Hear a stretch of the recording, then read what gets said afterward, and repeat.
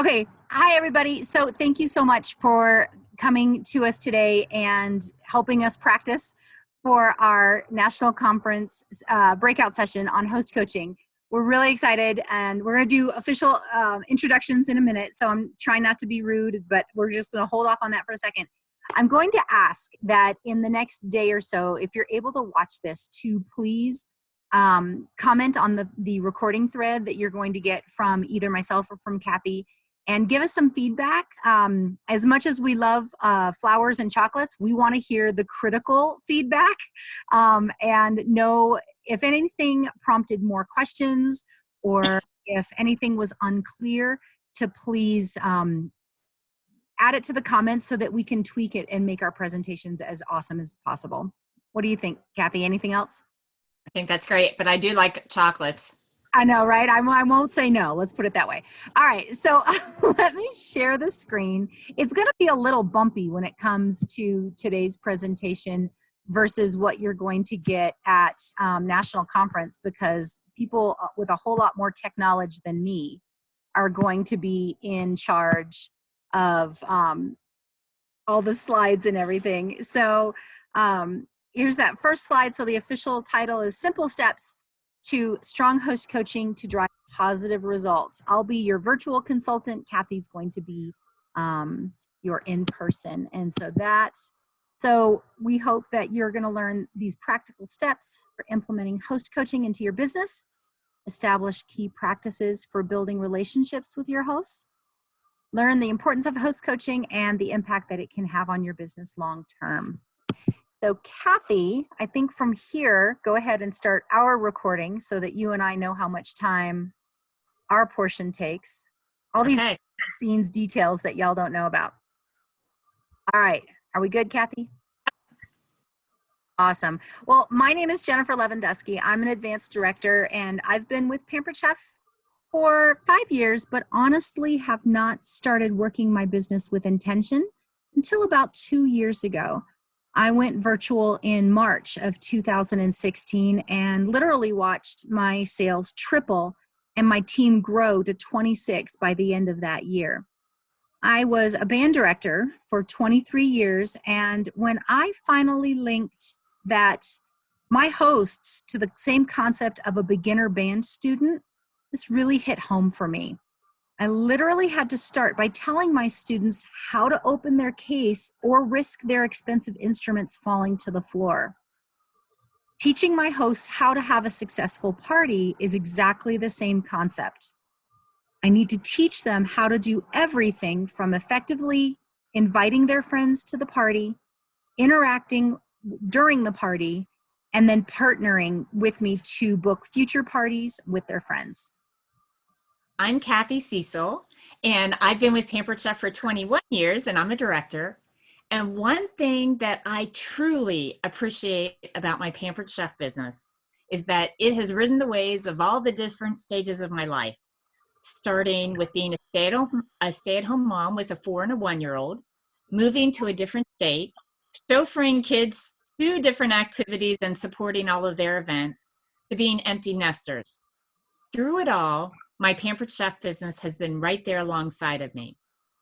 The strategies Jennifer and I are going to be sharing with you today may be applied to both in-person and virtual parties. Connecting often with your host creates a partnership.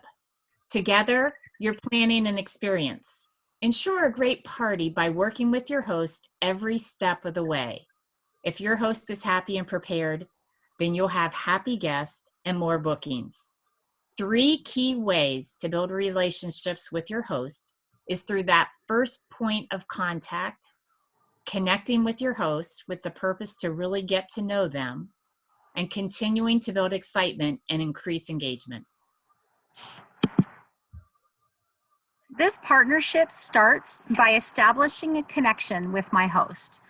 I'd say 95% of my communication happens with my host via Facebook Messenger. Therefore, I need to make my messages special and genuine to build a relationship with a relative stranger. I speak with them as though they are my new BFFs.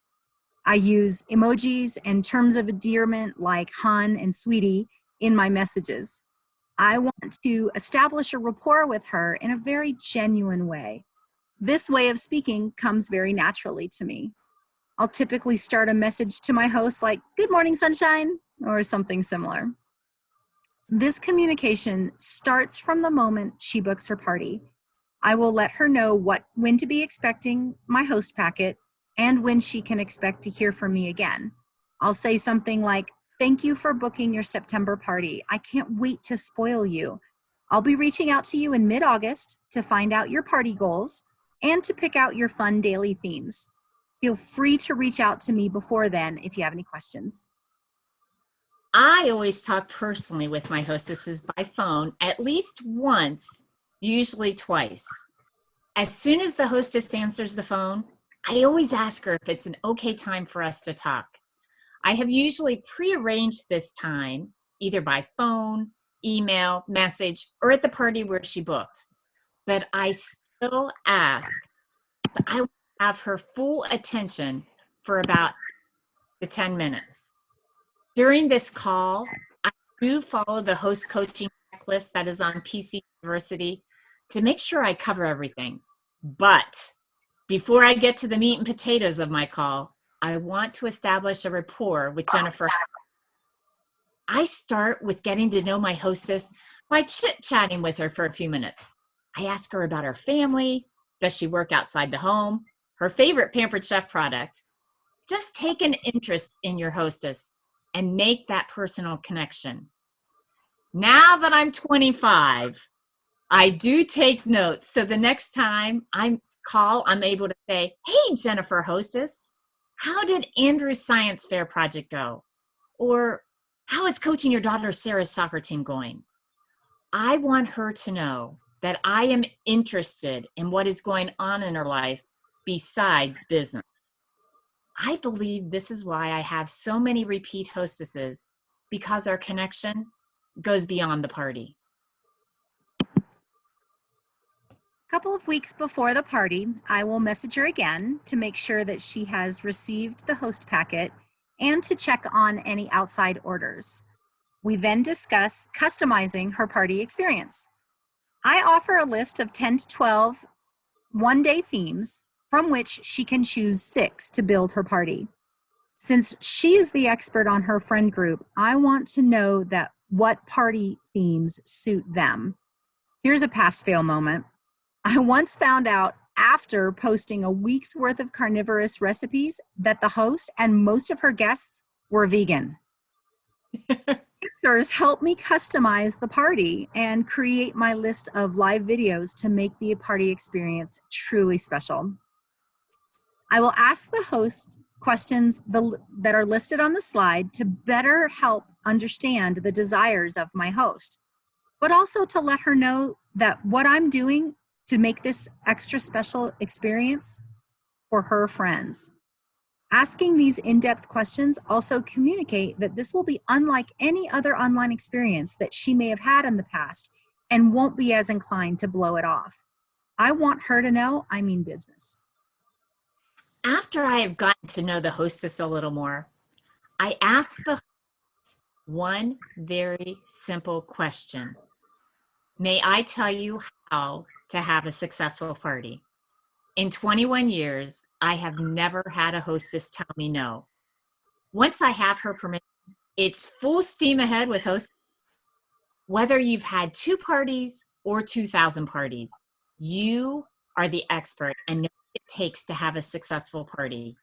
You need to take control and share with her what we need to do to have a successful party. If you notice, I said we. I always refer to the party as our party because we both have a vested interest in the success of this party. I want my hostesses to realize that I am going to work right alongside of them to help plan the best party we can have. I do like to find out why my hostess is hosting the party and what are her goals. A, is there a certain product she would like to get for free or half price? B, is there a certain theme party or recipe we had talked about that caught her attention and she knew her friends would love it? C, is this a fun night out for her friends? Or D, all of the above? In my book, the correct answer is D. D. Exactly. Through host coaching, hopefully by party time, if you were to ask the host that question again, her answer would be D. yes. By asking my host all of these previous questions, I have established a connection with her and vice versa. Just like when we share our why about joining the business, asking the host their why for hosting provides focus. I want to get her excited so she is as engaged in her party as I promised to be. One of my tools is to ask a host to create her wish list before the party starts. This builds desire for a successful party because, as we all know, a host wish list will be huge. We want a successful party to support that wish list. How do you build that excitement, you ask? By setting expectations for your hostess as well as for yourself. That can be accomplished by staying in touch with your hostess through emails, texts, and messages. As I shared earlier, I'd like to find out why they are having the party, and this is truly what gets them excited and keeps them engaged. I always make sure to bring up in conversation or through messages how much they're going to love that 12-inch stainless steel nonstick skillet they're wanting to get by hosting their party, and that I have a new recipe to share with them that uses that pan that I know their family is going to enjoy having on the menu. The key is to keep dangling the carrot throughout all of the host coaching contacts.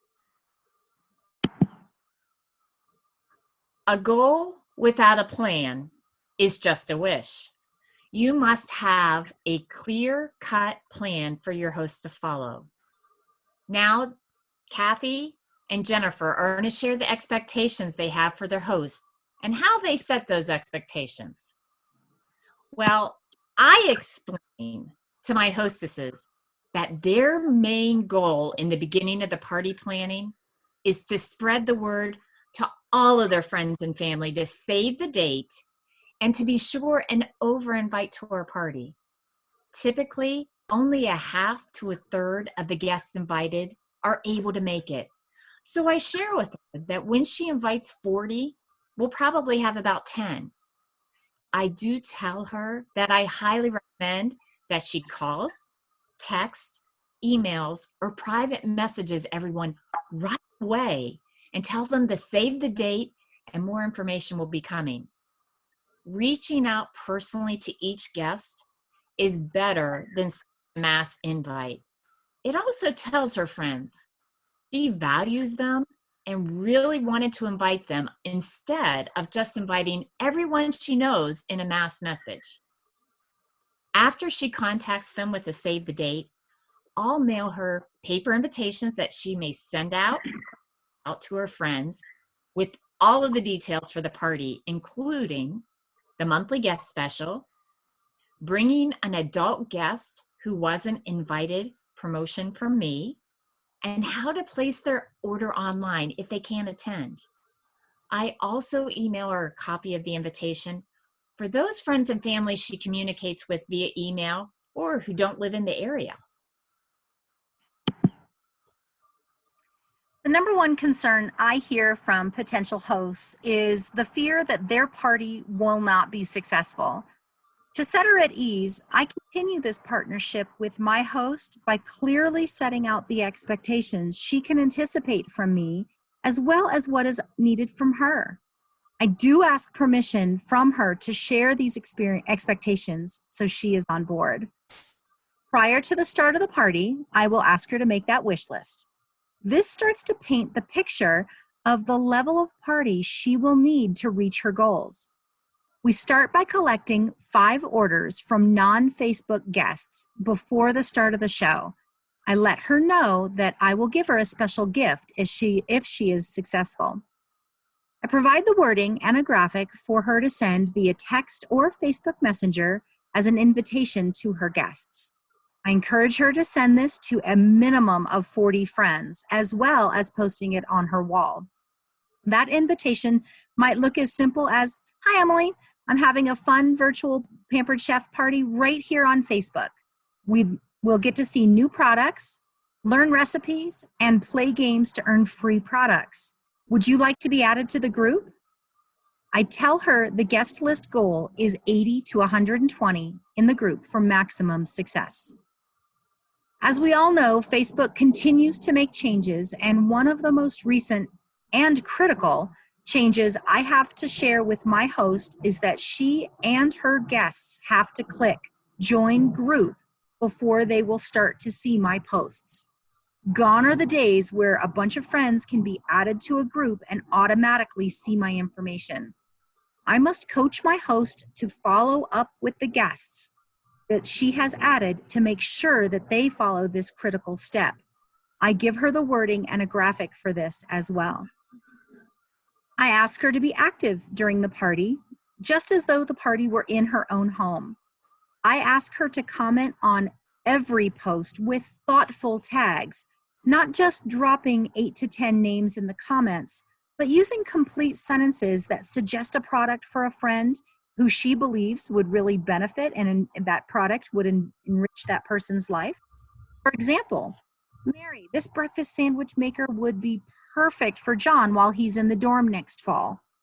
I ask her to suggest recipes that would appeal to specific friends, encourage shy friends to engage in the games, and mix up the names of the friends that she tags so it draws in different people to the party. I also encourage her to go live at the start of her party to welcome her friends and thank them for joining us. She can ask her friends what they'd like to see, or if they have any mealtime dilemmas that her consultant, me, can help solve. I ask for her to end her video with a call to action from her friends to share their favorite must-have items in the comments. This will get them engaged and increase the likeliness that they will see more of my posts throughout the party. In return, I share with her what she can expect from me. I promise to provide helpful, fun posts throughout the party to keep everyone entertained. I too will be engaged during the party and will respond to questions and comments in a timely manner. I will provide her with daily host posts for her to add to her party to increase the engagement so that she does not have to think of these on her own. I will help guide her through the entire process, from booking the party to redeeming all of her host rewards to finding new recipes to use with her kitchen full of new products.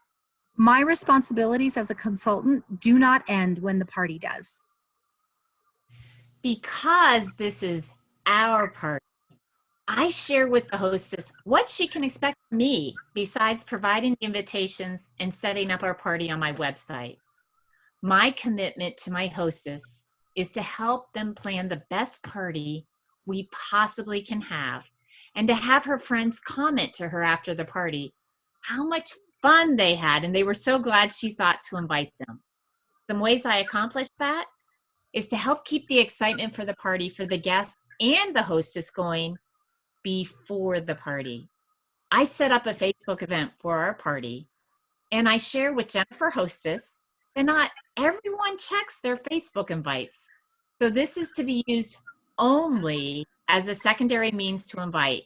And I stress secondary, but it helps build excitement for the upcoming party.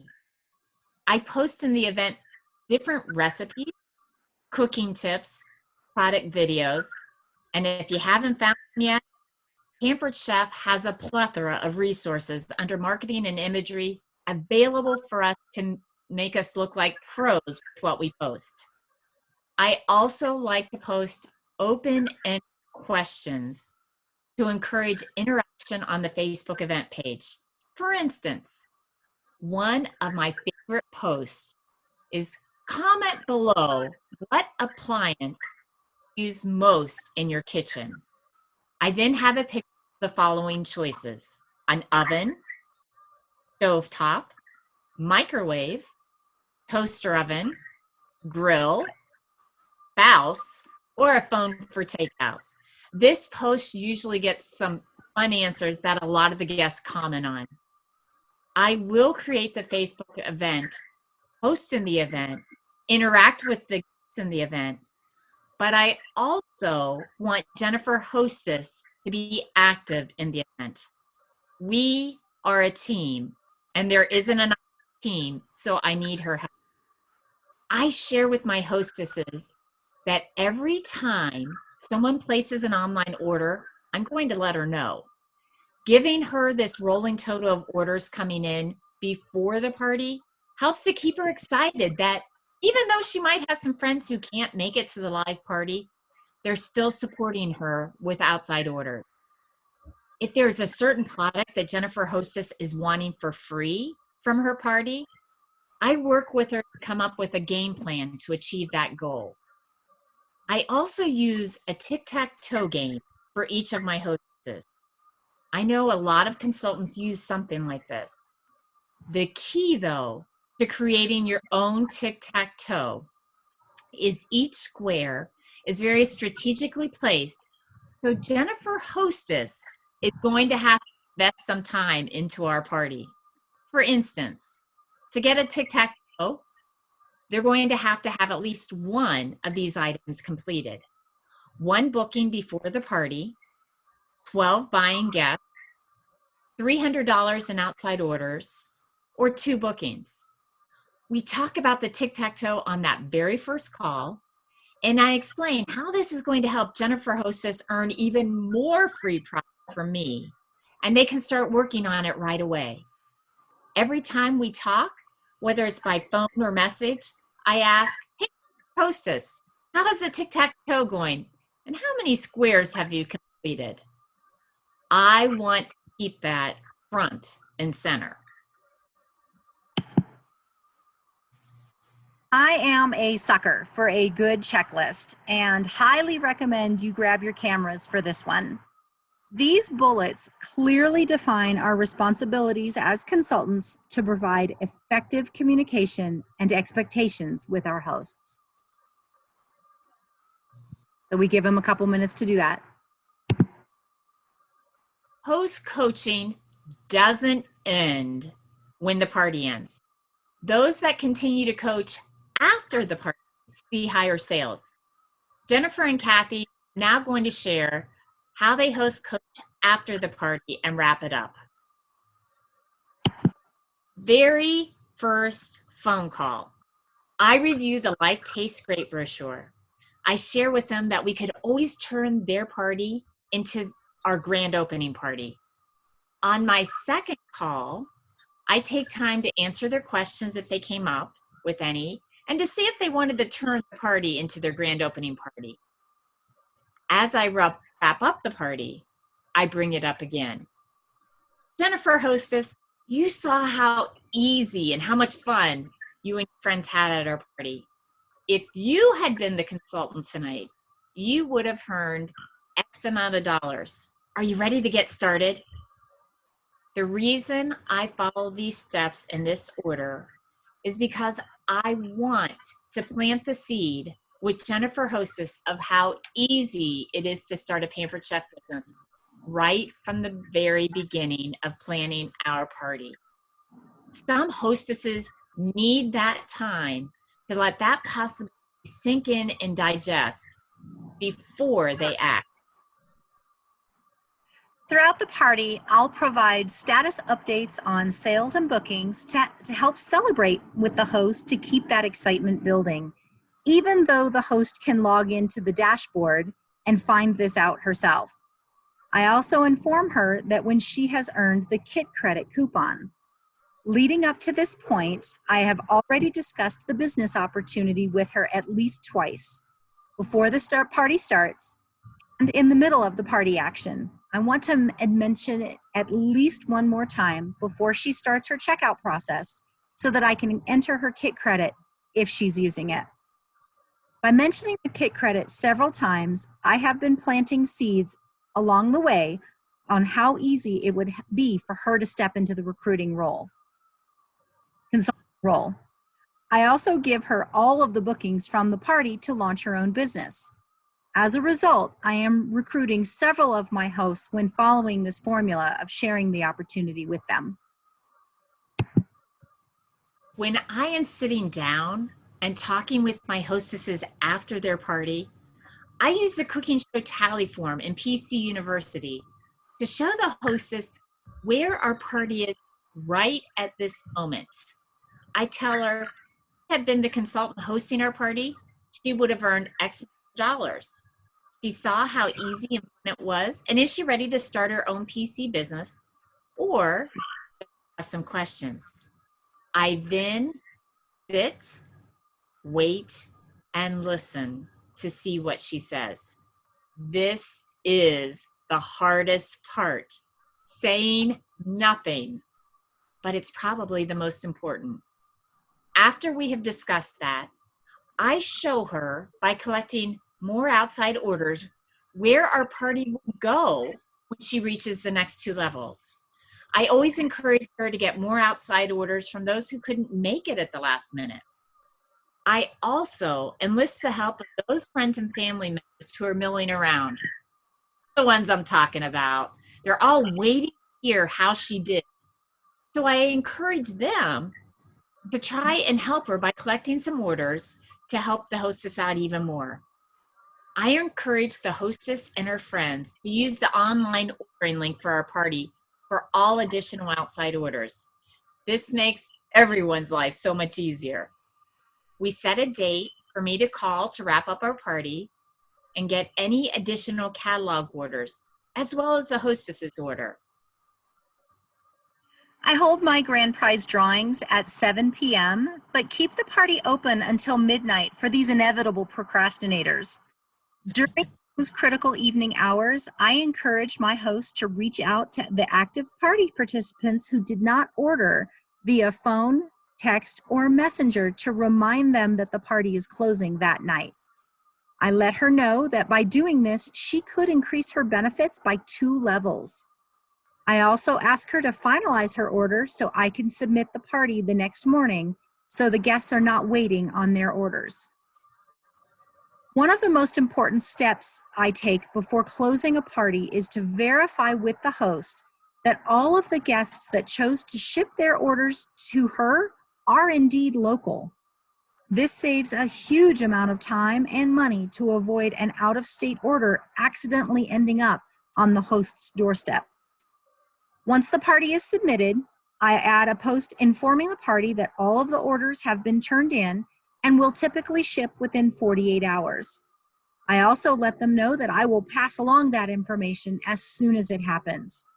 I share the amazing rewards that the host has received with another opportunity to book a party. One thing I do that I know my hostesses appreciate is I send them a handwritten thank you note.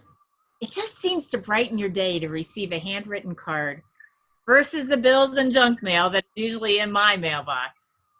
Plus, by taking the time to do that, you are strengthening your relationship with your hostess. Sometimes the smallest gestures make the biggest impact.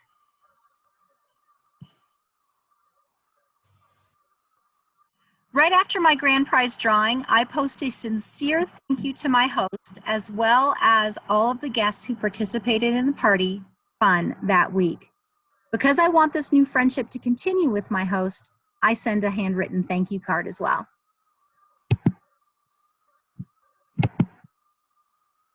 As soon as I get home from the party, or the next morning, depending on what time it is, if we have a Facebook event created, I make a post in the event thanking the hostess and everyone who attended the party, along with those who have placed online orders, letting them know how much we appreciated their support, when we will be wrapping up the party in the event they have a friend who would like to place an order or book their own party to help Jennifer hostess.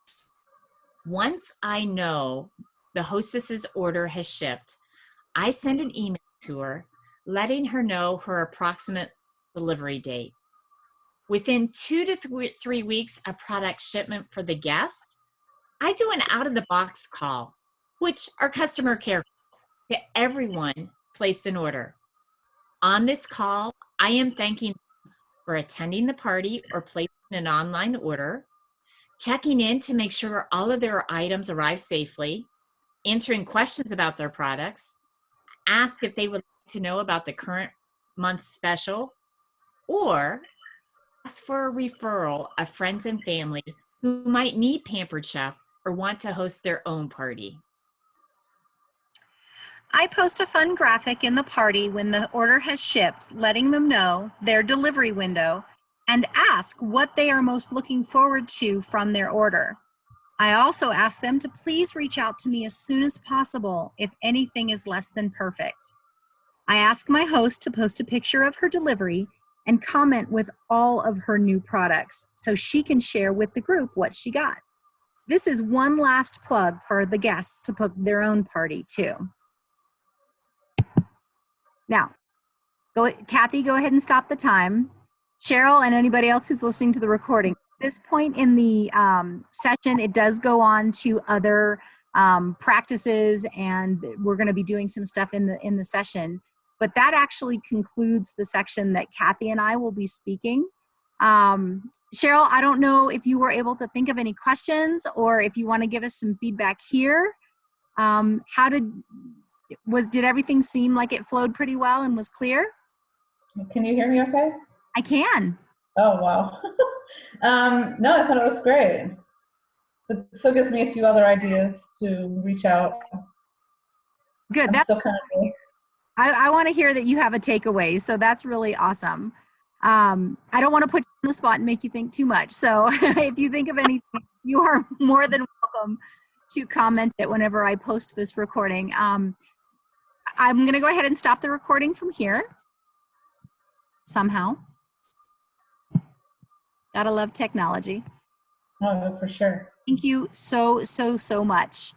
Thank you. Thank you for letting me do it. Listen to us. We really, really appreciate it. And hopefully you guys can take something out of this.